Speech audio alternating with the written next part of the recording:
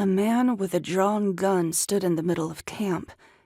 He was tall and thick, with a greasy dark mustache and stubble on his chin. His beady eyes locked on her. "Howdy." Her gut twisted in fear. "What do you want?" He slid the gun into his holster and raised both hands. He gave her a mirthless smile. "Was hungry. Just wondering if you have any food to spare." She shot a glance in the direction of the others. How long did it take to rob a coach? She placed a hand on the butt of her gun and tried to act tough. "We don't, so leave."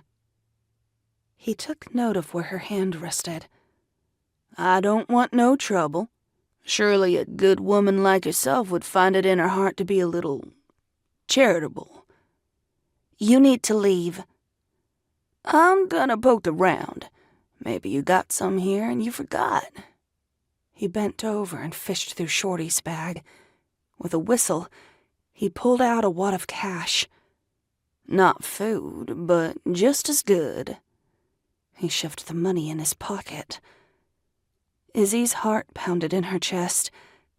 This was bad. This was very bad. She slowly pulled her gun out, and with a shaky hand aimed it in his direction. "Put that back! Now!" She silently cursed because her voice shook. Maybe he didn't hear it. He slowly stood. "You ain't gonna shoot me." She nodded. I will shoot you if you don't put that back and get the hell out of here." He chuckled and walked closer. "I don't think you're gonna shoot me."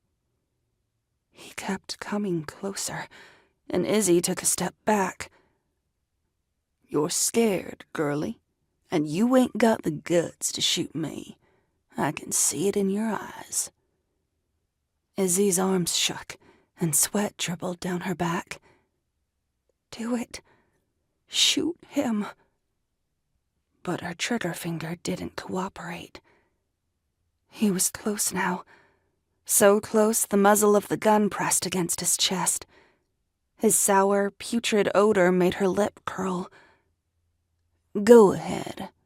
Pull that trigger, girl." When she didn't, he laughed and slapped the gun out of her hand. "Just like I said, no guts." He began rummaging through Elle's belongings. I have to stop him.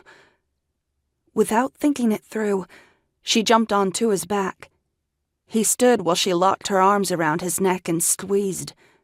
He tossed her to the side like an empty sack, and she landed with a thud. With a groan, she pushed herself back up and attacked him again. Only this time, the end came quickly. He punched her in the jaw, and everything went dark.